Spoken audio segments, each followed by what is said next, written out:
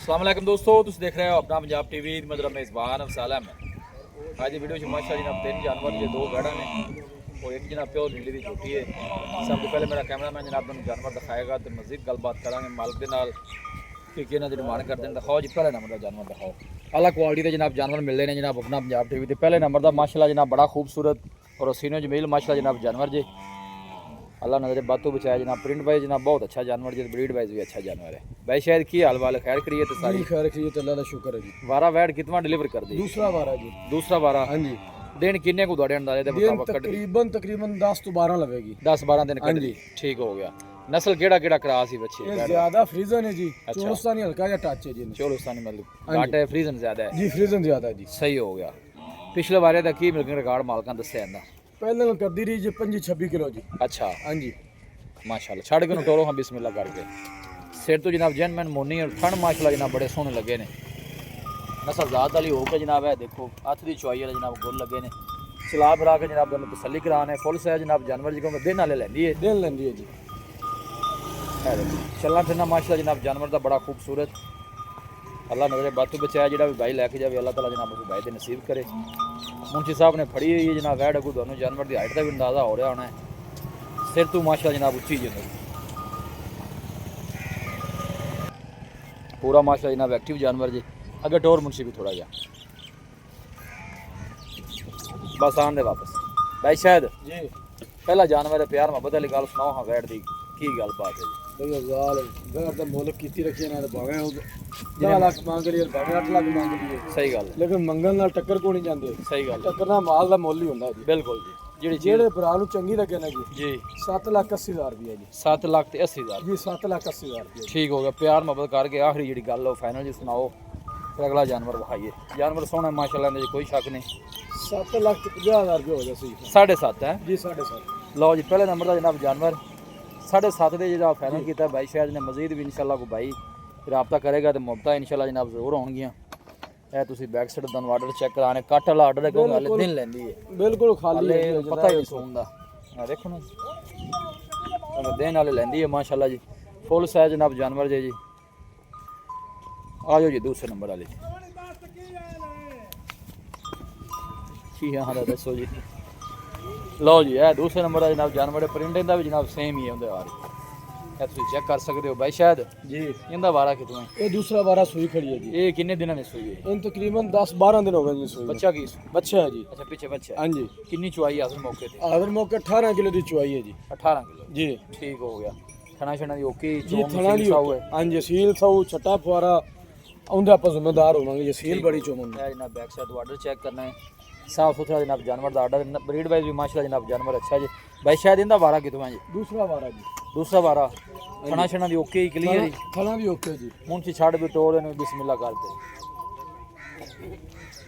सिर तो भी जनाब जैन मैन मोनी जी वैड चला फरा के जनाब दोनों की भी तसल्ली कराने है देखो थन माशाल्लाह जनाब बड़े सोहने हथ की चुआई वाले।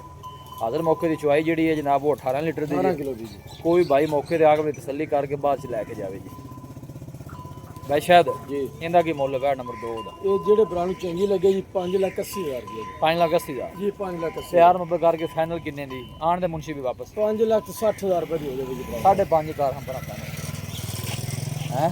ਚਲੋ ਜੀ ਤੁਹਾਡੇ ਆਖਣ ਦੇ ਆਪਾਂ 10,000 ਰੁਪਏ ਹੋਰ ਛੱਡ ਦਿੰਨੇ ਜੀ ਕੋਈ ਰੋਲਾ। लो जी ਤੁਸੀਂ ਕਿਹੜਾ ਰੋਜ਼ ਆਖਣਾ। चलो जी मेहरबानी भाई शायद बड़ी। लो जी 5.5 जनाब इन्होंने फाइनल किया। मजीद भी मुफ्त है इंशाल्लाह कोई भाई रब्ता करेगा तो जरूर होंगियां। 18 लीटर की जनाब चुआई जे। पीछे बच्चा है 10 तो 12 दिन की माशाल्लाह जनाब डिलीवर हुई जे और आर्डर भी माशाल्लाह जनाब साफ सुथरा। चोन में सील सा हो ना भाई शायद? ਬੜੀ ਸੀਲ ਹੈ ਜੀ ਡੰਗਾ ਵੀ ਨਹੀਂ ਪਾਉਣਾ ਚੋਮਨ ਨੂੰ। लो जी ਕਿਸੇ ਭਰਾ ਦਾ ਦਿਲ ਕਰੇ ਨਾ जी ਇਹ ਆ ਲਓ ਭਾਈ ਜੀ ਬੱਚਾ ਸਾਈਡ ਤੇ ਜੇ ਬਿਲਕੁਲ ਸੀਲ ਸਾਊ ਹੈ। लो जी भाई शायद कहना चोन बिल्कुल सील सा होगा कोई ऐसा मसला नहीं जनाब। घर बच्चे भी चो सकते हैं। लो जी है कि जनाब नीली की जोटी भी है जी जनाब भाई शायद को भाई शायद इन्होंने वारा कितों है? दूसरा वाला जोटी सूई है जी। अच्छा एक करी मुंशी बैक साइड तो जरा ना इधर आर्डर लो जी है बैक साइड आर्डर चेक करना जी माशाल्लाह बरीक चमड़ी की जनाब जोटी जी। आर्डर माशाल्लाह जनाब बड़ा खूबसूरत है। पीछे बच्चा की है? कट्टी जी।